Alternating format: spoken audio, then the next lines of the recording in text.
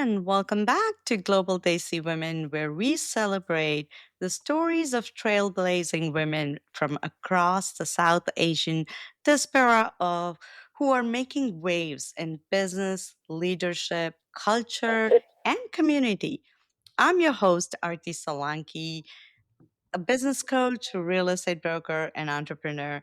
And I am joined with my amazing co-host, Vinu Palicha, founder of We Desi Ethnic Wear, and Pauna Luthra, a licensed marriage and family therapist. And today's episode, it is about justice, community, and representation. We are honored to welcome someone who has broken multiple barriers while lifting others along the way. Judge Juli Mathew. Matthew is a presiding judge at County Court at Law 3 in Fort Bend County, overseeing a wide range of cases from civil, criminal to juvenile and mental health. But beyond the bench, she is an advocate for youth, minorities, and women, launching programs like Juvenile Intervention, Mental Health Court, and Child and Chat, and also, let's not forget, Kitchen to the Courthouse. She is first Indian American woman elected to be on a bench in the US and the first Asian American woman elected in Fort Bend County. She's a professor, speaker, community leader, and above all, a proud mother and a daughter of an immigrant. Today we have this special we are let me tell you, this is something new that we've started, giving a shout outs for birthdays. So today we have a special request from Kavita Jasani for her beloved husband's birthday. So we wish Paresh Jasani a very happy birthday and hope you have a wonderful day. So that was our shout out for today. So now let's grab a cup of chai and let's get started. Judge Matthew, thank you so much for coming on to Global Desi Women podcast. We truly, truly appreciate your time. Thank you for having me. It's my pleasure.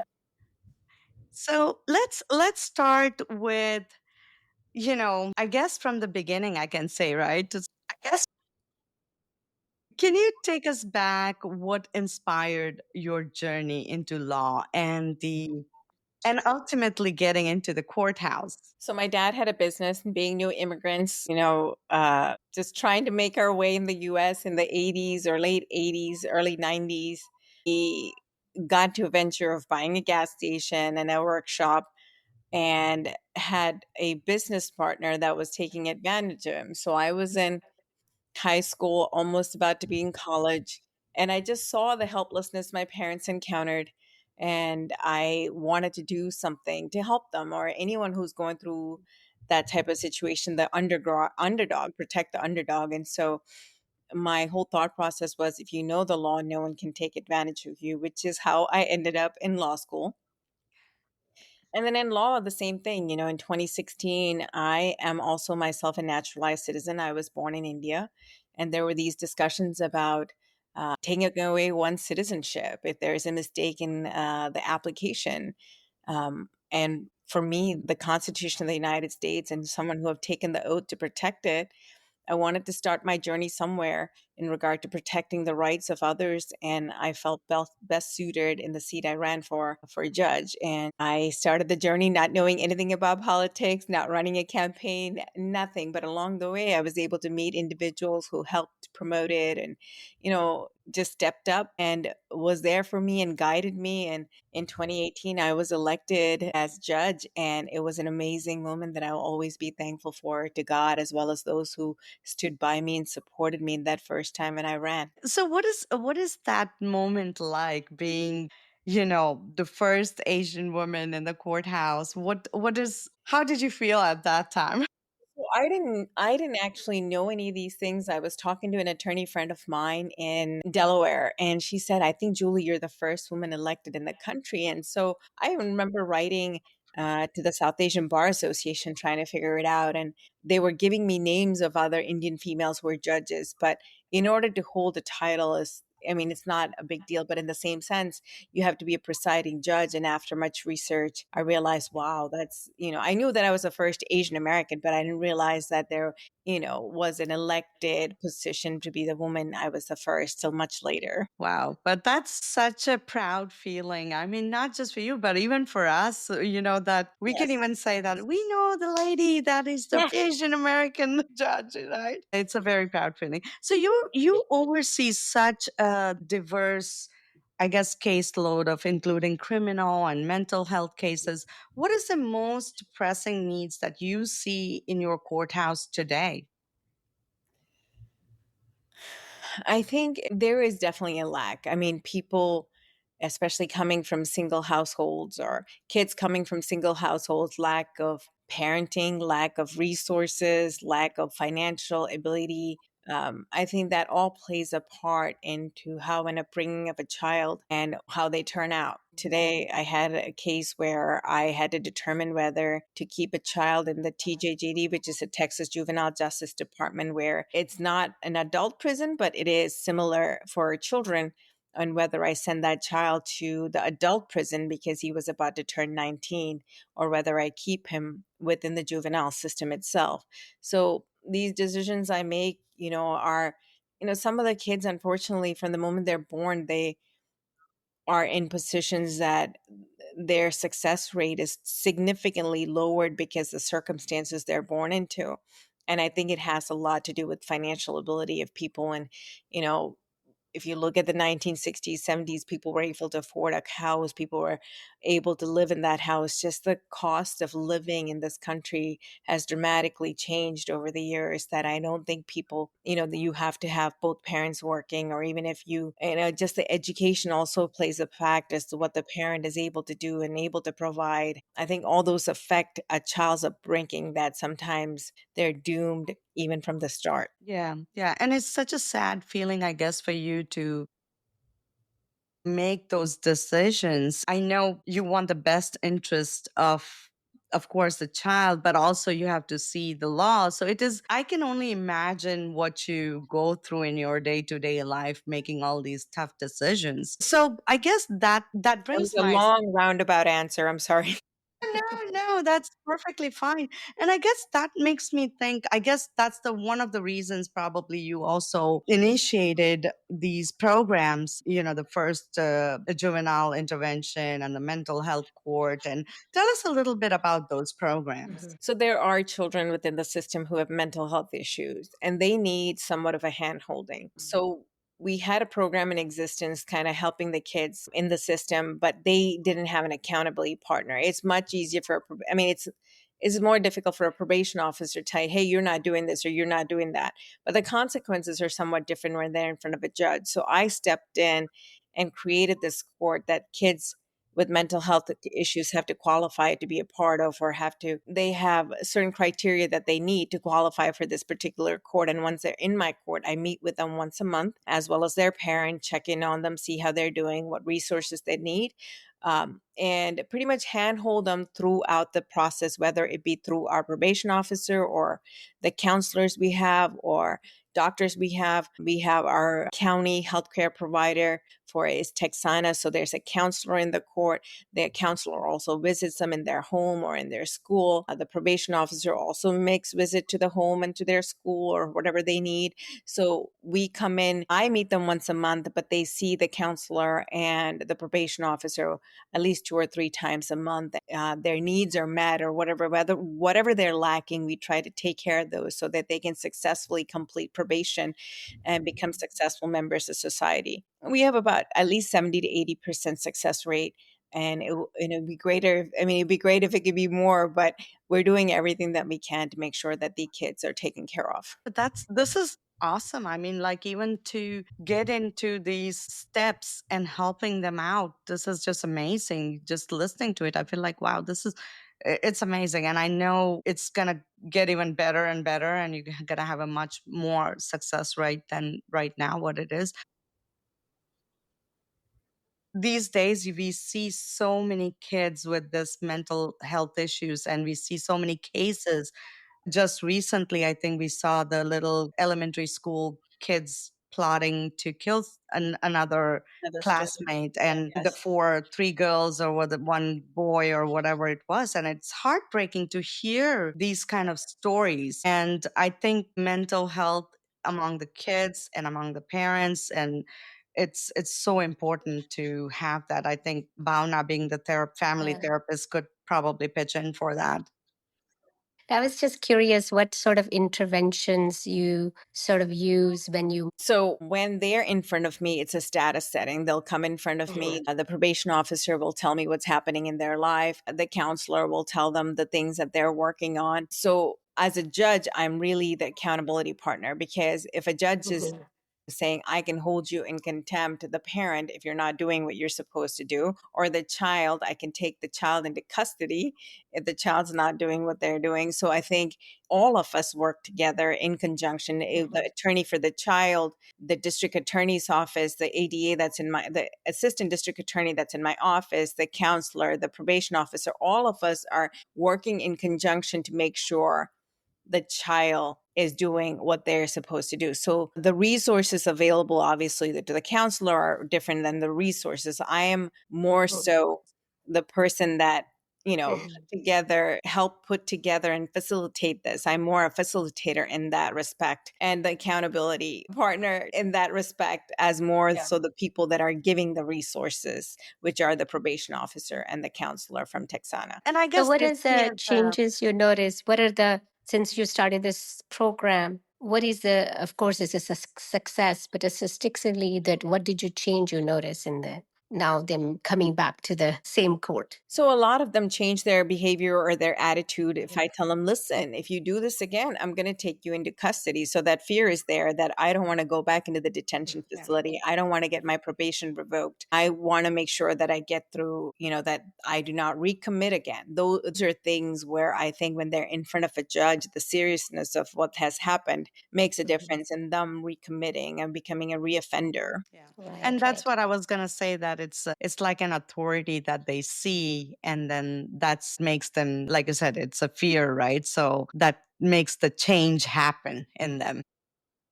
I want to add that one thing. I recently, this past Sunday, I was like on 21st Saturday, I was at the Dewey Detention Center with Sujan. I did the trauma informed yoga there. Oh, I see. And I don't know if you guys know that she's doing some lot of things in the back. She probably won't even mention that she got a mindfulness teacher, meditation teacher there. He's a good friend of mine. So, and I got to hear a lot about you there, and everybody knows her. She probably doesn't know many people, but everybody knows her. And the work she's doing behind the scene is just amazing. I Thank really you. want to I'm kudos glad you you for had that. an opportunity. Yes, I met Sujan at an event, at a chamber event or one of the Indian Right. events, and he told me he does mindfulness and would love to work with me. So, the thought arose whether maybe he can help the kids in our detention facility. So I was able to Yes. introduce him to our Right. chief in the juvenile probation department, and he were able to utilize his skills to help kids be mindful of their actions Yeah. more and So control.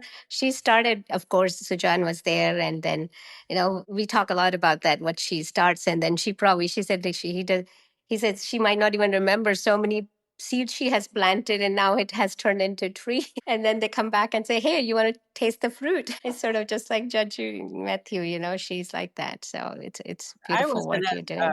following that question, I was gonna say that after such a heavy day, and I'm sure that, every day is different, but one of the heavy days when it is very serious cases, how is it that you unwind, or how do you, or does that stay with you for a long time? I'm sure you've been doing this for a long time also, for many years, but still, So what is it that you do? I really just, when I came home today, I just wanted a nap. So I'm very Yeah. thankful that my husband is the one who took my daughter to her math tutoring. So I was able to take a quick nap and be ready for this interview. There's not a whole lot I need. Sometimes I just need, even if it's just like maybe sitting in a Netflix sometimes in Netflix and watching something or just taking a nap, I'm happy and content with that. Some days I don't get to relax, but I'm thankful for today and I'm thankful that I had that Yes, opportunity. yes. And I'm sure that there are many, many days when you see the results, positive results in the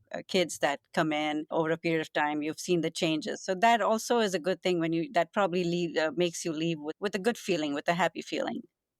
I mean, one of the things I truly do love about the position is being able to help people and being able to make a difference. And I'm truly am very conscious of the fact that I am in this position to help people. Growing up, I didn't have necessarily a role model, or there was no one. In being first generation immigrants, we had no one particular to ask a question to or to be available. So I take on as many interns as I can. I take on as many questions as I can. I try to be as open as I can. Sometimes, to be honest with you, it gets overwhelming. I get so many emails from kids saying, I want to go to law school, I want to do this. And I'll say, oh, I'll get, really, I give them my coordinator's email because it's impossible for me to keep track of everybody. And hopefully, if they're not following up, they may not get through because there are that many people that reach out. But I am conscious of the fact that I am in this position and I want to be there for somebody and the opportunity that I may not have had. I want to be able to give back. And it is a Has anybody, blessing to do that.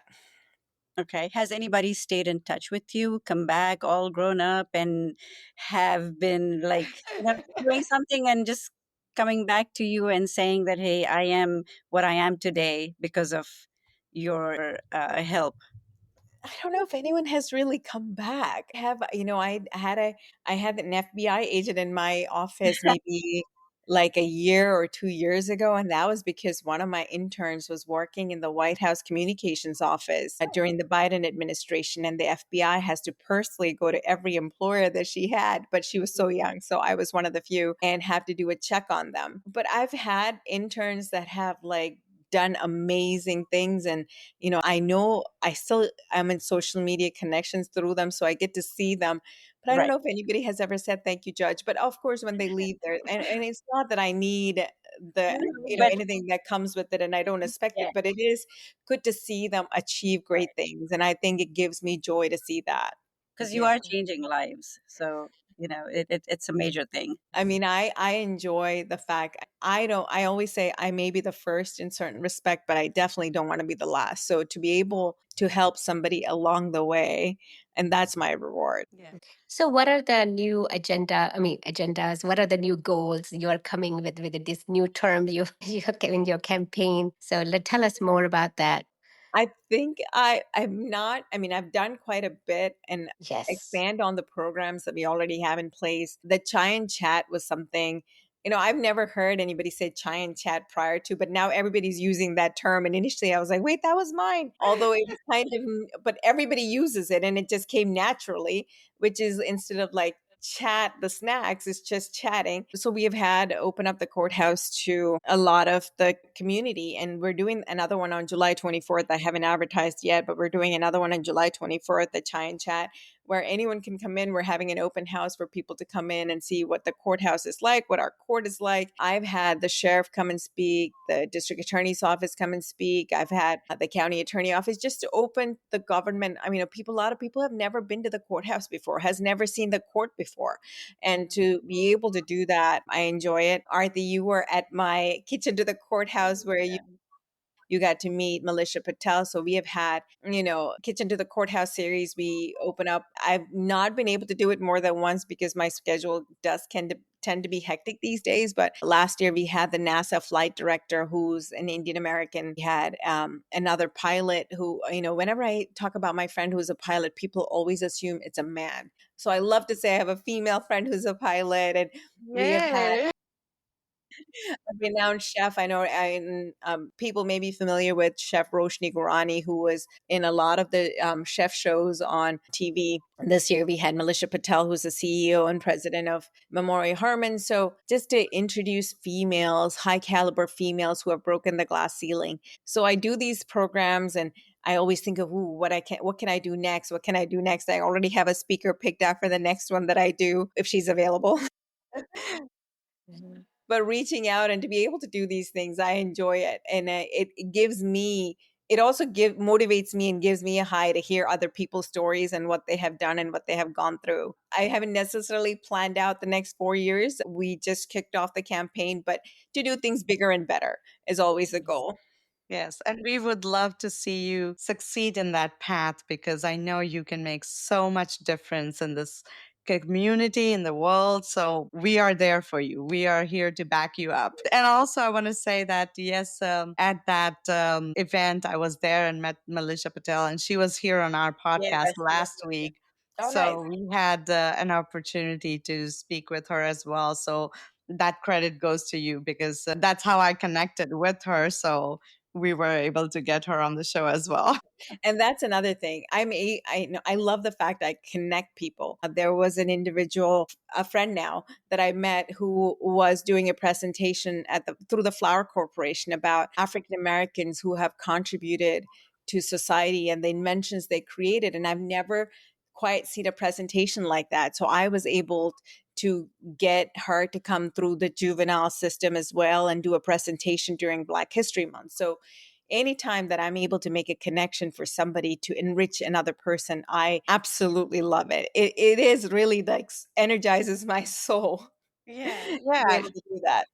And that is the thing, right? So it is the same, I guess, for us too, because every time we get connected with somebody who's very inspiring like Yes. you, and we just get super excited as as we schedule our we see our schedule and we're like, yeah, we're having this person on the podcast. So I can totally resonate with that.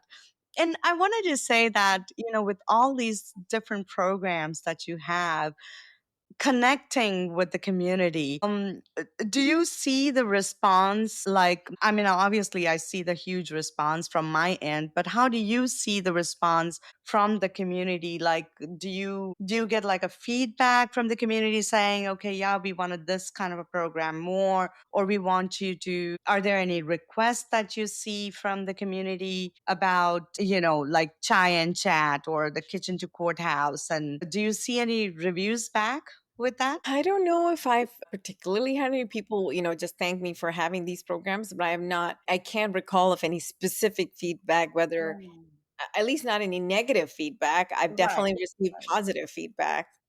Yeah. But if anybody has any suggestions, I'm willing to listen and obviously help in any way I can. Yeah, no, I was just curious about it because you bring such a fresh look to the whole courthouse, right? Because at least I have never heard about any judge coming forward and they must be doing a lot of different things, but I have not come across it. And seeing your connection with the community is so powerful and so different, I guess. And it feels very empowering to see the change you're bringing in the community. So I was just curious if you get requests from people or it's just I mean, your I whole don't core. know. I mean, I started in politics or, running in 2017. So I wasn't privy to any of these things. I didn't know any of these things existing. And I don't think politically the Indian American community or the South Asian community wasn't active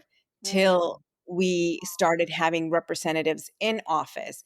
Now it's common with coffee with Courthouse or coffee with there's various organizations that exist that promotes and brings about elected officials and not just even our own. Like there's an organization that now has another judge who does juvenile, as well as our district attorney. And so more and more South Asians are being exposed to things that they may not, and especially being first generation or second generation immigrants may not be aware of it. So just to be a part or of history that now, I don't know if people would ever say, oh, you had a part in it or not, but I think because so many of us were elected in a given period, I think exposed our community to what local government is. Um, Yeah. and so I mean, I think it's a good thing. Yeah, absolutely. Absolutely. So what challenges did you face as a South Asian woman in the legal? So and what advice would you give to a young women that are dreaming of the careers in law and leadership? So I think one of the things I've I remember being in communities that probably never had a woman of color walk into a courtroom. I remember getting stared at, and I'm like, yep, and having to tell someone, yes, I'm an attorney. Some of the counties in Texas, especially, were not used to, even back in the early 2000s or mid 2000s when I became an attorney, to seeing a woman in court or a person of color in court. And I still remember some of the experiences I've had dealing with that. Advice wise, I said, do what makes you happy and be, all of us will have failures in life, and even whatever, every single person will. So I always tell even the kids that come through my courtroom, even if you fail at something, get back up and try again, or figure out what it is that you really want and go for it. Nothing and no one can limit you other than yourself. And don't worry about anybody's accolades um, or anyone else giving you a like shout out or any of those things, because at the end of the day, none of that really matters. It's really who you are as a person and what you're able to do. It doesn't matter whether your talents may not be recognized by other people, your contributions may not be recognized by anyone, but it's at the end of the day, are you happy with what you're doing? Are you happy and able with your life and what you have created for yourself? I think that's what matters the most at the end of the day. Yeah, yeah, so true. I had to come to that realization myself too. And it took me a bit. I remember when I first got elected, I was at a women's empowerment event, and there are not very many South Asians who are elected to office. And this individual actually held an office at the time. And I was at an event, and it was about domestic violence and being a judge. And I was newly elected, so I wasn't at this very long. And I was not a criminal attorney prior to, but its topic was there, and I was invited by my friend to come, who was helping this individual run this program. And my friend asked her, well, can we introduce Julie? And she said no. And can we have her give an award? And the person said no. And so that is always, it was a women's empowerment event about domestic violence, and the fact that this individual wouldn't even give me a shout out or acknowledge my presence there opened my eyes, like that we really have to uplift each other. You can't call it women's empowerment if you're on your way up, you're not bringing somebody else up with you. I've come to also that I don't need anyone else's acknowledgement. I'm just going to keep marching my life the way I want and what I want to do and accomplish the things I want to do, whether I get acknowledgement or not. So it was a long process for me to get to here, but I'm very comfortable in my own thought process and how it was evolved since when I first got elected to currently in 2025. Right. Now it's kind of curious question. Judge you, I mean, Matthew thinks first thing in the morning when she gets up. I'm just like want to creep into your head and see, Just when you have to conquer so much every day. That's a very therapist-like question. I mean, I I know. just I was wake just up. I was like, "Can I?" And I really do. I was like, I need to thank God for this morning, for to be able to alive, take my breath, and then when it's a school year, it's about getting the kids on the bus by 7:15, or what does my day entail? Kind of figuring out and navigating it. I do some mindless scrolling in the morning, that's and great. try to catch up on news for a little bit, like Yes. a good 10 minutes at least. Right. Yeah. No, it's good because everybody see you on the stage and giving speeches and doing all that, and they want to see that she's just like us, doing every day, doing the same thing, playing the role of mom, and Yeah. planning the day, taking care of the family. I mean, balancing all this is, I'm sure, doesn't come easy. So I had my cousin contacted me Wednesday night and said, "Oh, we're going to come. We're going to see somebody in Houston. Are you home this weekend?" And I said, "Sure, come on." And I didn't really get to cook when the day they came, but the next day, the day where they were leaving, I was cooking, and she's like, "Oh my gosh, you cook so fast." And I was like, "Well, my schedule only allows so much." So I made like chicken curry, I made the seafood dish, I made rice, I made vegetables to go with it. And she's like, "You do it so fast." And I was like, "Well, yeah."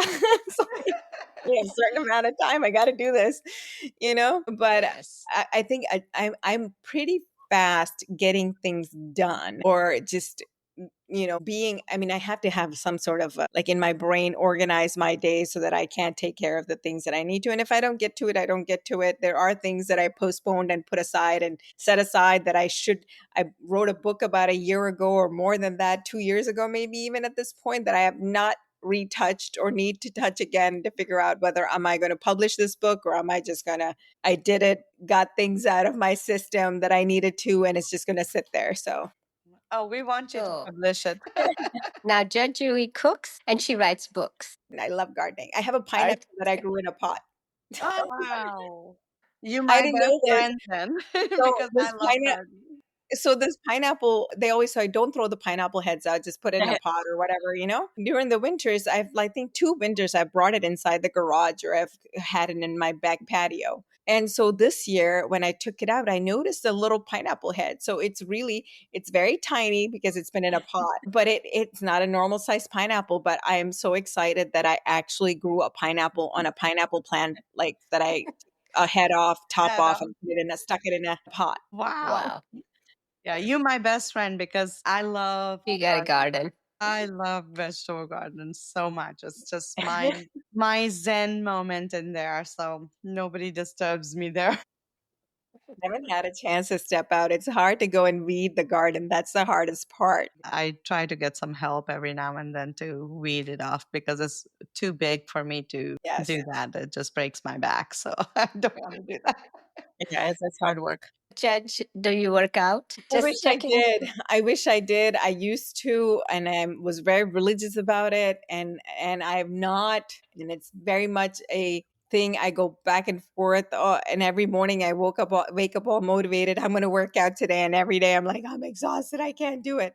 It's a one thing I really do need to get on, especially as I'm getting older. Yeah. Mm. Yeah.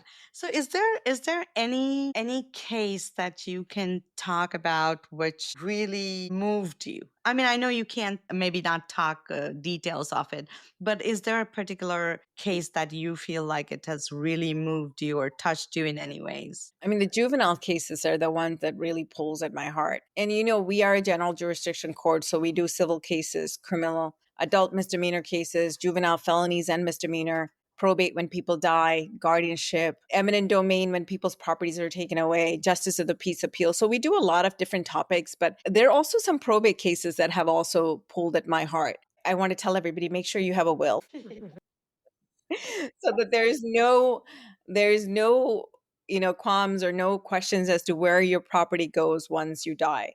But the juvenile ones are the ones that tug at my heart, whether I had a child who was a juvenile who was raped in the foster system, and then she had a child, and the child was also in foster care, and that was one of the very first cases that I handled, and I still remember her face. So there are things that I've there were cases that it used to pull at me and tug at me, but I think I've learned to compartmentalize very well, and that's the only way to function properly as an individual, having deal with some of the things that we do. And I tell people that I've dealt with or I've seen at this point in life the worst of humanity as well as the very best of humanity. And there's nothing at this point that I feel that I have not seen or heard of while on the bench or in my tenure as a judge. And Yeah. that's what I meant when I had asked you that question, because it's cases like this that really stays with you for a long time, and of course you learn to cope with it and deal with it over time.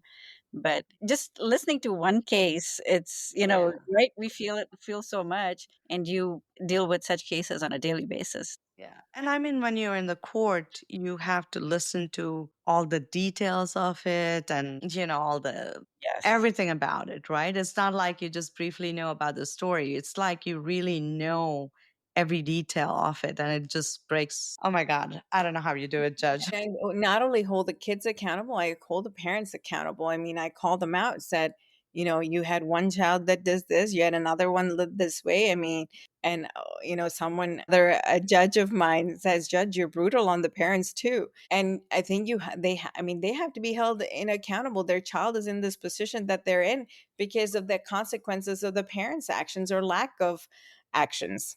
Right. Mhm. It's so true. No, I liked hearing when you talked about that you have like a team. You use a team. You are the accountable person. You are the one actually main person who is deciding a lot of things there. But it is creating the team who would help this person to make the change. And I think that sometimes, like you earlier, you were saying how we as a woman, we need to empower. You're empowering everybody in your team to take on that role. And that also sometimes helps a child to see that I have so many people working for me, then I can bring the change. So I like that. And I think that really transferred into them as a woman, how we can also, like what we're doing is through this show is bringing the awareness that let's lift everybody, whatever they're struggling with.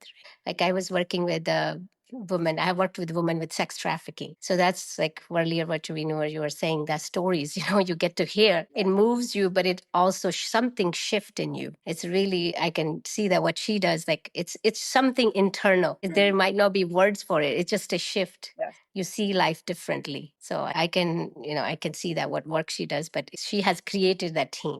So I think she choose probably the handful of people who are the right for the work. So, and this is beautiful. So thank you for doing this service you're doing. Yes, definitely. Yeah. Thank Yes. you. Yeah. So how do you stay centered, I guess, in and focused while wearing this many hats and listening to all these cases, being a judge, an educator, mother, leader? Mhm. It's Gardener.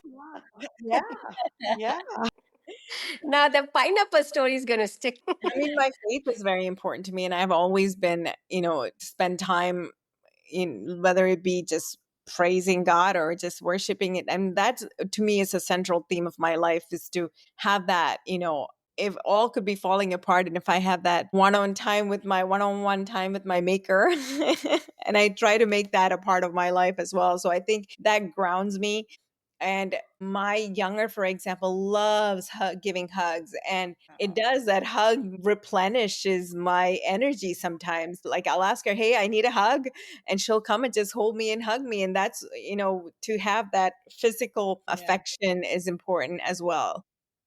Mhm.